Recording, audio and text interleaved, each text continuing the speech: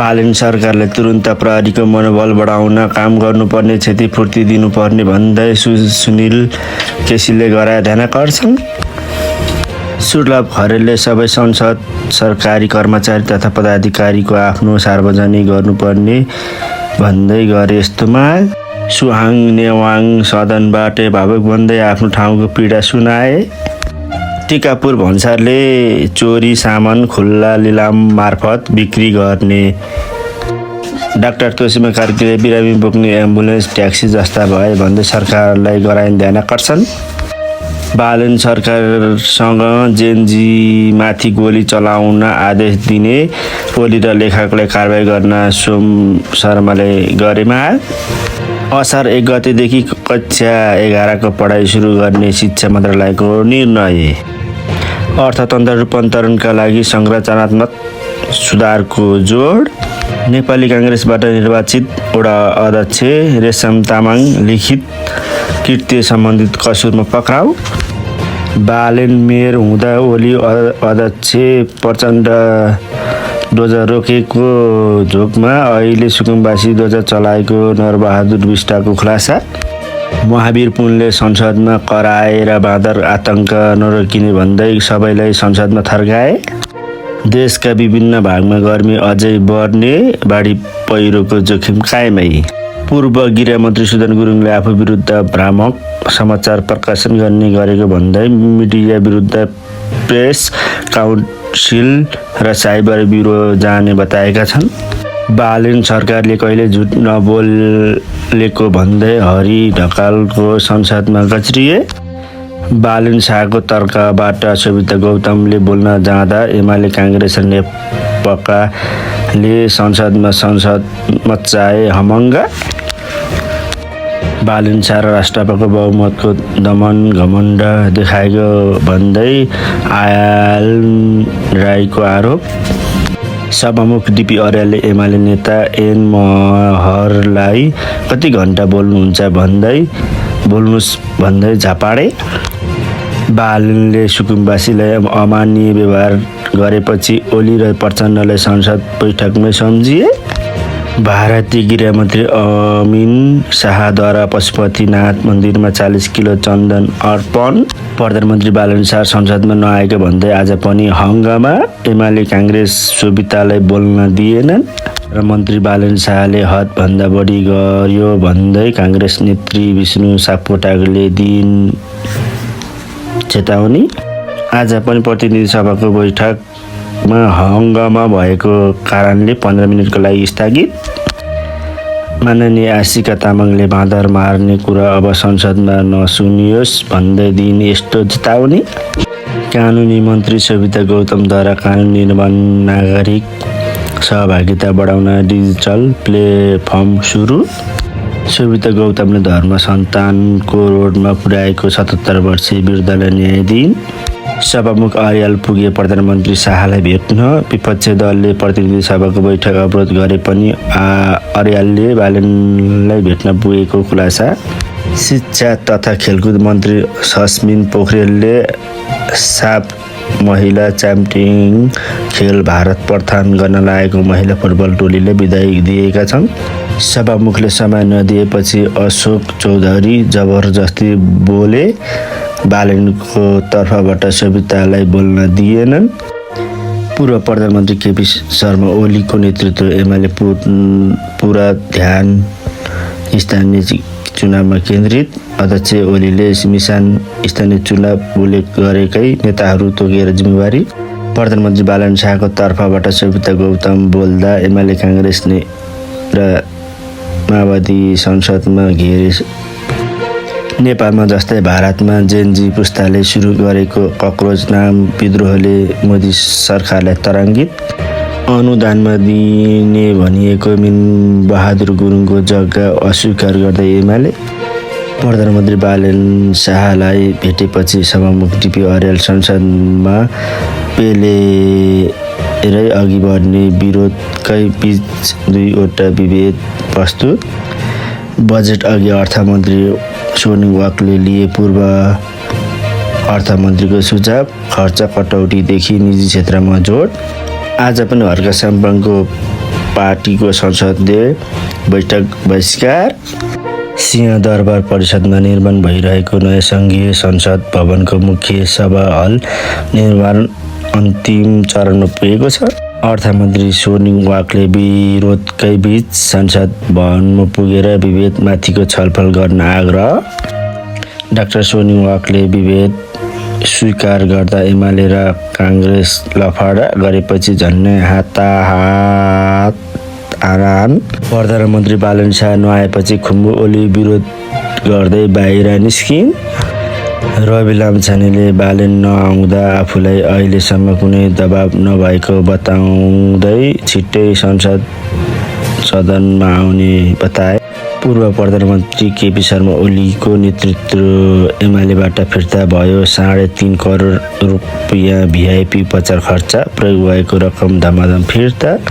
प्रधानमन्त्री बालन शाहलाई फकाउन पुगेका सभामुख डिपी अर्याललाई मुसुक्क हाँस्दै बालेनले भने, तपाईँ जानुस्, म उपयुक्त समयमा आउँछु।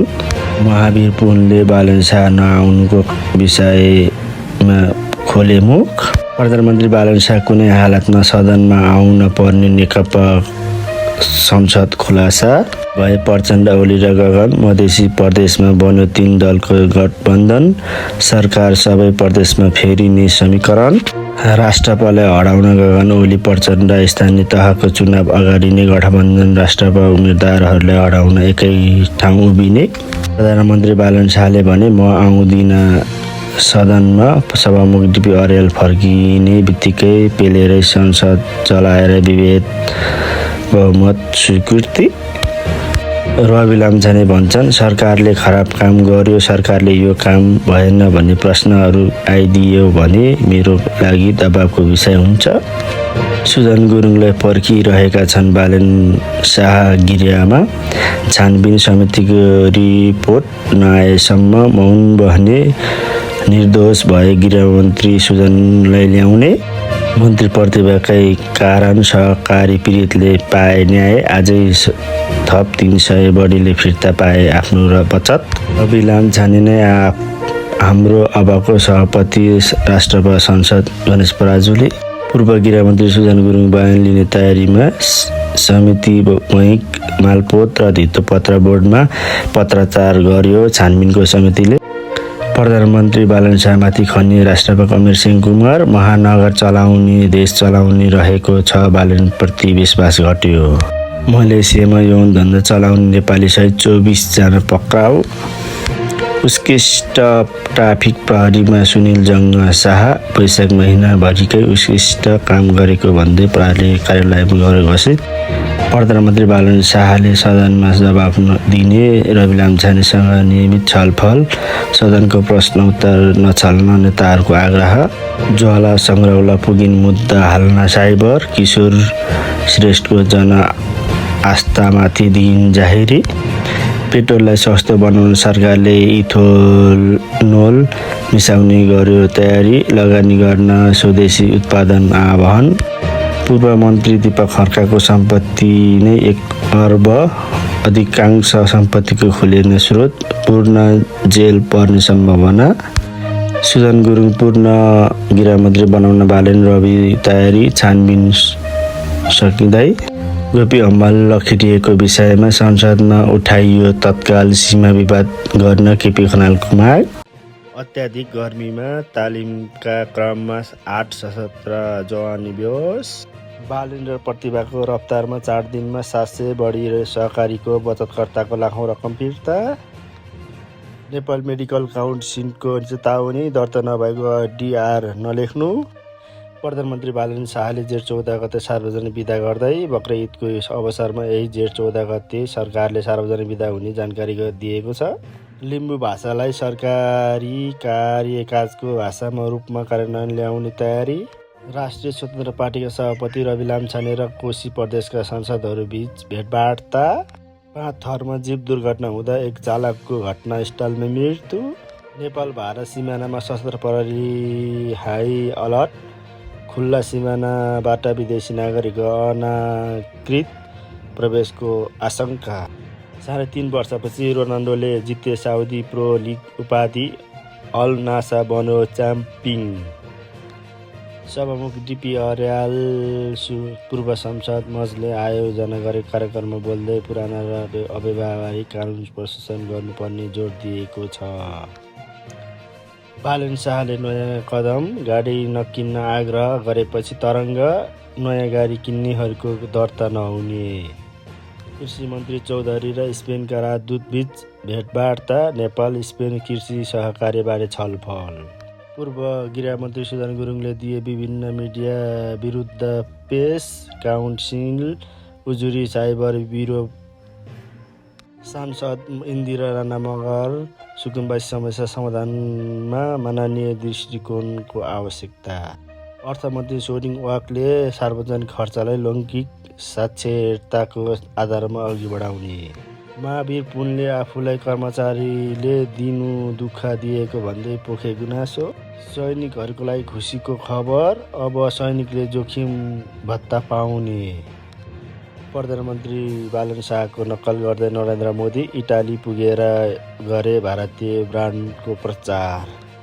नेपालले अमेरिकालाई 122 रनले पराजित गरेको छ।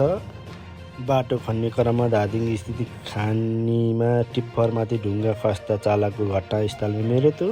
सभाका सभापति रवि लामिछानेको मुद्दा खारेज। दीपक भट्टसहित 29 जना विरुद्ध मुद्दा चलाउने आफ्नै निवास ओलीले बोलाए एमाले सचिवालयको बैठक। रवि लामिछानेमाथिको सङ्गठित अपराध र सम्पत्ति शुद्धिकरणको दाबी हटाउन सरकारलाई अनुमति। कालीकोट विद्यालय पुनर्स्थापन गर्न जुटे अस्ट्रेलियाको नेपाली। मेयर दीपक रिसाईले ल्याए जेनजी छात्रवृत्ति कार्यक्रम, छात्राहरूलाई निःशुल्क पढाउने।